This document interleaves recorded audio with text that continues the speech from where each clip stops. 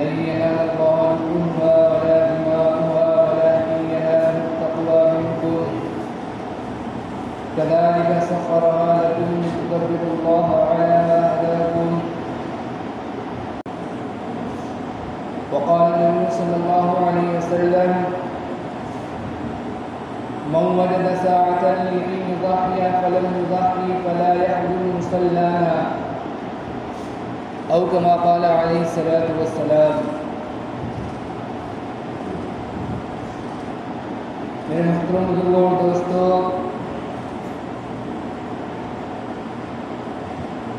ذی الحجہ کا مہینہ شروع ہو چکا ہے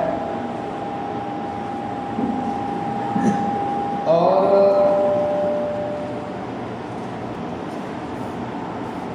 جمعرات کو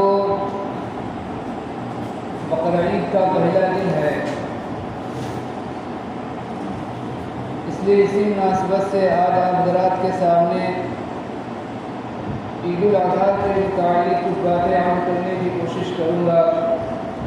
اللہ تعالیٰ سے دعا کریں کہ اللہ تعالیٰ صحیح بات کرنے کی اور ہم سب کو کہنے سننے سے زیادہ عمل کرنے کی توفیق عطا فرمائے۔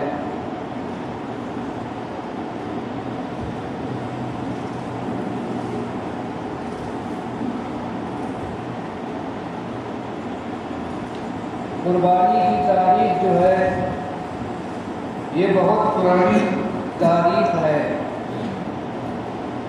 جتنی پرانی تاریخ حضرت آدم علیہ السلام اور ہم انسانوں کی تاریخ جتنی پرانی ہے، اتنی ہی پرانی تاریخ قربانی کی بھی ہے۔ سب سے پہلے جو قربانی پیش کی وہ حضرت آدم علیہ السلام کے دونوں بیٹے حابیل اور قابیل نے قربانی پیش کی۔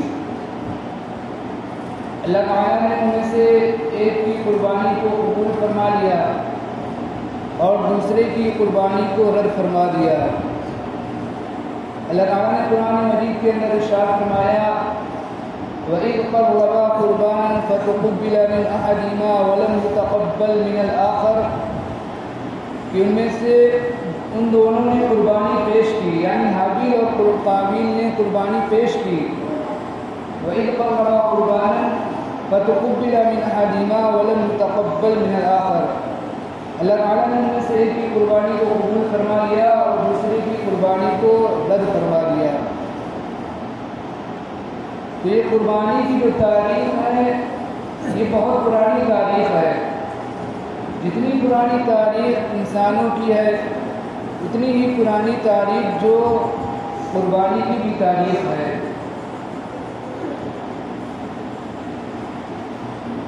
جتنے بھی انبیاء علیہ السلام اس دنیا کے اندر آئے،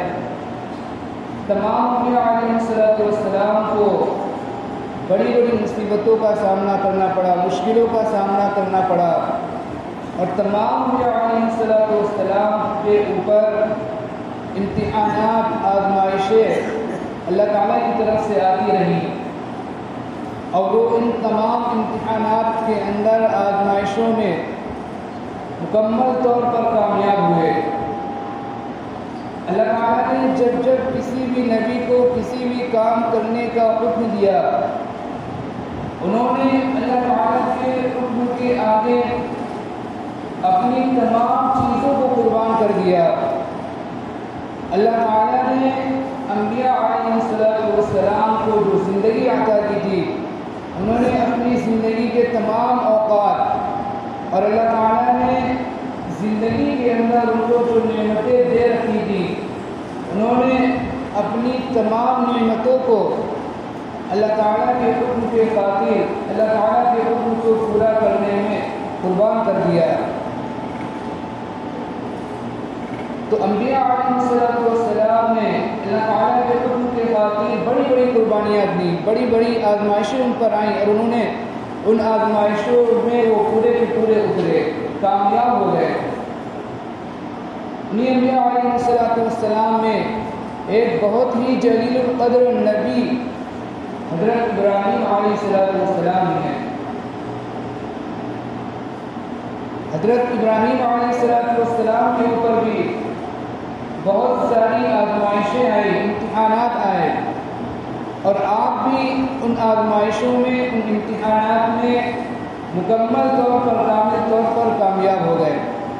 اللہ تعالیٰ نے قرآن مجید کے اندر ارشاد فرمایا وَإِذِ ابْتَلَىٰ إِبْرَاهِيمَ رَبُّهُ بِكَلِمَاتٍ فَأَتَمَّهُنَّ کہ ہم نے ابراہیم علیہ السلام کو چند باتوں کے اندر آزمایا تو وہ ان باتوں کے اندر کامل اور مکمل نکلے، کامل اور مکمل اترے، انہوں نے ان باتوں کو مکمل کر دکھایا۔ سب سے پہلی جو آزمائش حضرت ابراہیم علیہ السلام کے اوپر آئی وہ اس وقت آئی جب انہوں نے توحید کی دعوت دی۔ حضرت ابراہیم علیہ السلام نے ایسے ماحول کے اندر توحید کی دعوت دی جب ساری دنیا کے اندر لوگ بت پرستی کے اندر مبتلا تھے،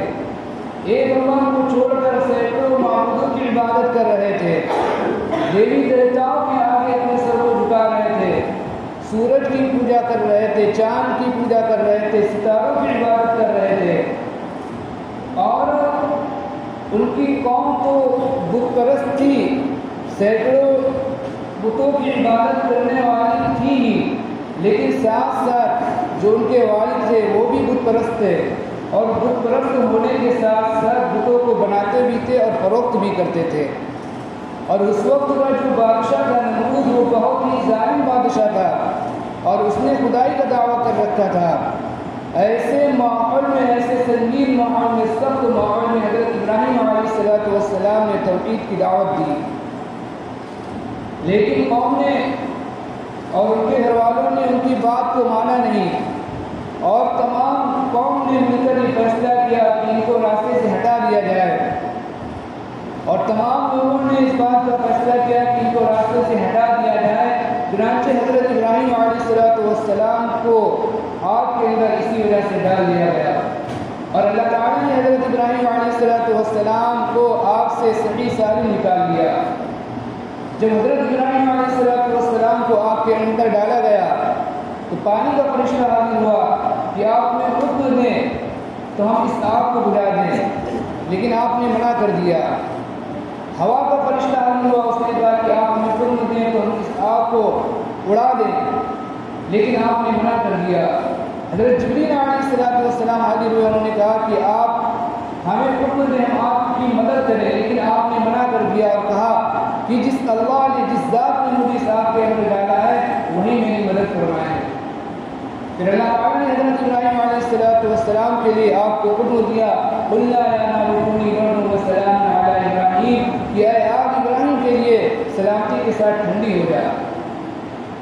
تو سب سے پہلی جو آزمائش حضرت ابراہیم علیہ السلام پر ہوئی یہ اس وقت ہوئی جو آپ نے توحید کی دعوت دی۔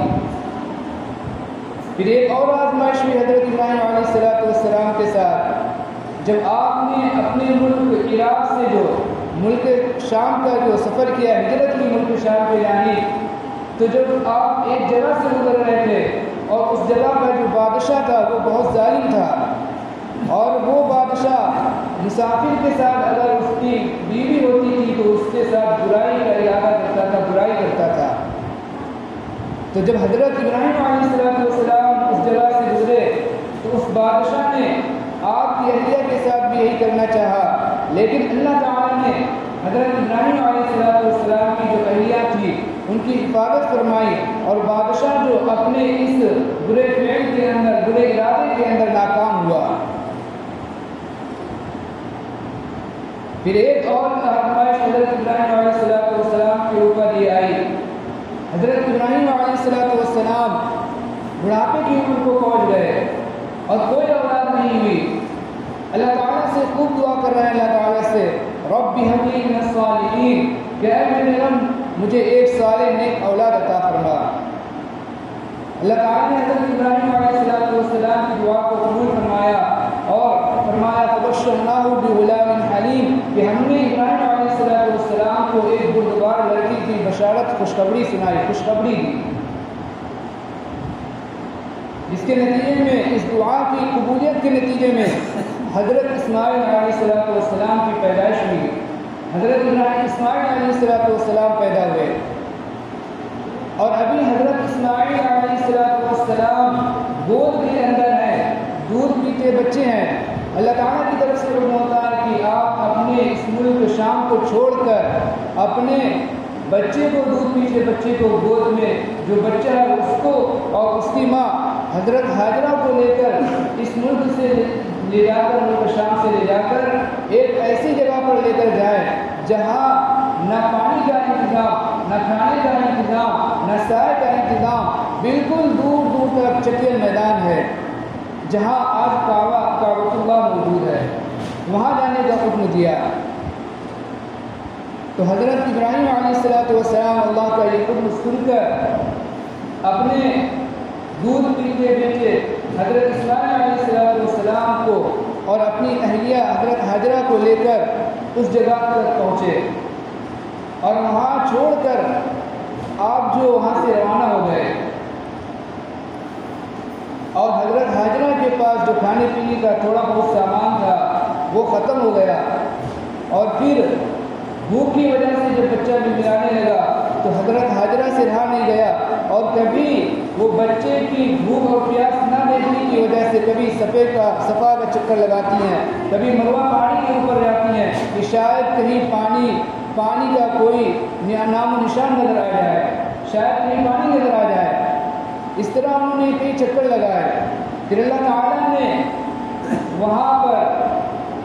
زمزم کا چشمہ کو جاری فرمایا،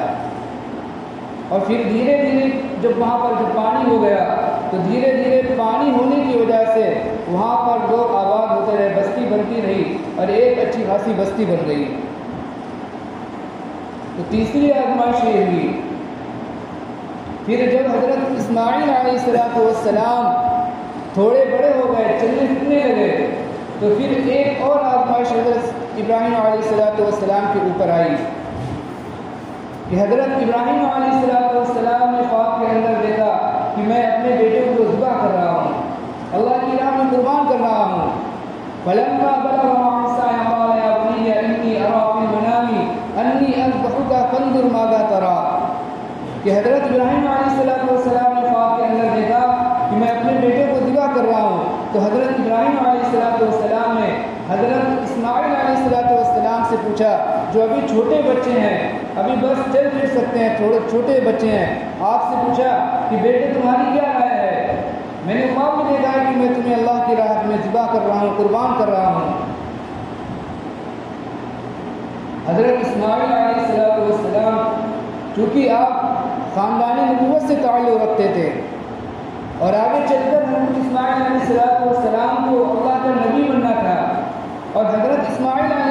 السلام ہی کی نسل میں حضرت محمد صلی اللہ علیہ وسلم کو آنا تھا، اس لیے حضرت اسماعیل علیہ السلام نے اپنی شان جواب دیا کہ اے ابا جان، جو بھی اللہ تعالیٰ نے آپ کو کرنے کا حکم دیا ہے آپ اس کو کر گزریے، انشاءاللہ آپ مجھے صبر کرنے والوں میں سے پائیں گے۔ ستجدنی انشاءاللہ من الصابرین، قال یا ابت افعل ما تؤمر ستجدنی انشاءاللہ من الصابرین، کہ ابا جان اللہ نے جو آپ کو حکم دیا ہے آپ اس کو کر گزریے، آپ انشاءاللہ میں صبر کرنے والوں میں سے پائیں گے۔ چنانچہ پھر حضرت ابراہیم علیہ السلام حضرت اسماعیل علیہ السلام کو لے کر قربانی کرنے کی جگہ لے کر چل دیے، اللہ کی راہ میں قربان کرنے کے لیے قربانی کی جگہ لے کر چل دیے۔ شیطان تو انسان کا کھلا ہوا دشمن ہے، جب اس نے یہ نظارہ دیکھا تو شیطان سے رہا نہیں گیا، شیطان یہ جانتے ہوئے کہ اس کا جو مقابلہ جو ہو رہا ہے وہ کس سے مقابلہ کر رہا ہے، اللہ کے جلیل القدر نبی حضرت ابراہیم علیہ السلام سے مقابلہ کر رہا ہے،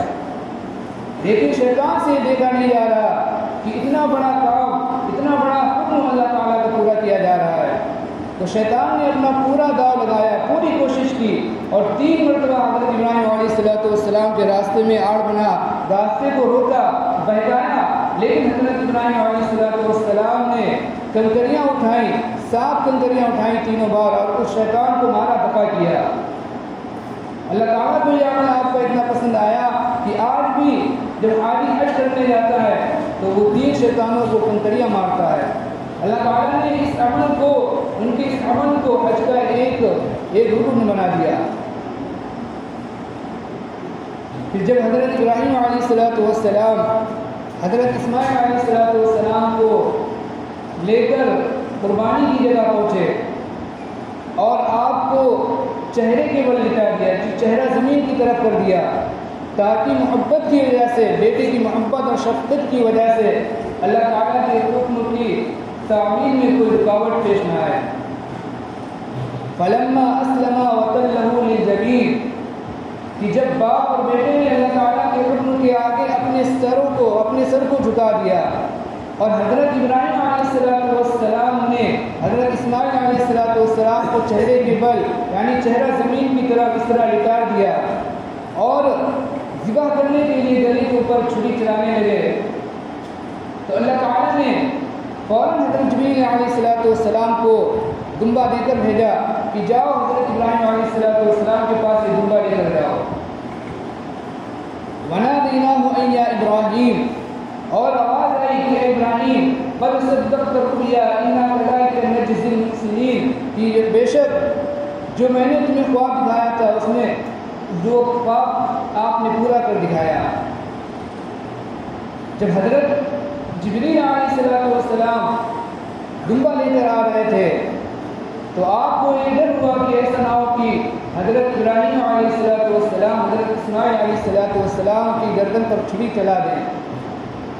تو حضرت جبریل علیہ السلام نے دور سے پکارا اللہ اکبر اللہ اکبر لا الہ الا اللہ واللہ اکبر۔ حضرت جبریل علیہ السلام نے پکارا اللہ اکبر اللہ اکبر۔ پھر جب حضرت ابراہیم علیہ السلام نے اس تکبیر کو سنا، اس آواز کو سنا، تو آپ نے بھی پکارا لا الہ الا اللہ واللہ اکبر۔ پھر جب حضرت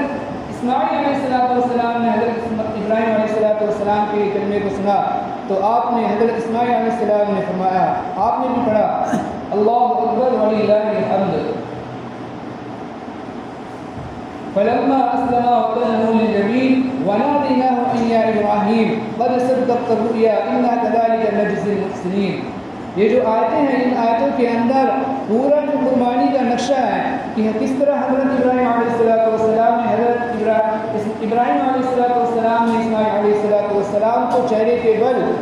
چہرہ کیا تھا زمین کی طرف تھا، اس طرح لٹا کر جب آپ ذبح کرنے لگے تو اللہ تعالیٰ نے دمبے کو بھیجا، پھر حضرت اسماعیل علیہ السلام کے بدلے میں اس دمبے کو ذبح کیا گیا، قربان کیا گیا۔ اسی قربانی کی یادگار میں ہم اور آپ اور مسلمان، ساری دنیا کے مسلمان اللہ کے حضور کے اندر قربانی پیش کرتے ہیں، جانوروں کو ذبح کرتے ہیں۔ ہونا تو یہ چاہیے تھا کہ ہم اپنی جان کی قربانی اللہ کے حضور میں پیش کرتے، لیکن اللہ تعالیٰ نے ہمارے ساتھ محبت اور شفقت کی بنا پر ہمیں اپنی جان کی قربانی نہ پیش کرنے کی بجائے جانور کی قربانی پیش کرنے کا اللہ تعالیٰ نے حکم دیا۔ اور حضور پاک صلی اللہ علیہ وسلم سے صحابہ کرام نے پوچھا یا رسول اللہ صلی اللہ علیہ وسلم قربانی کیا ہے؟ تو آپ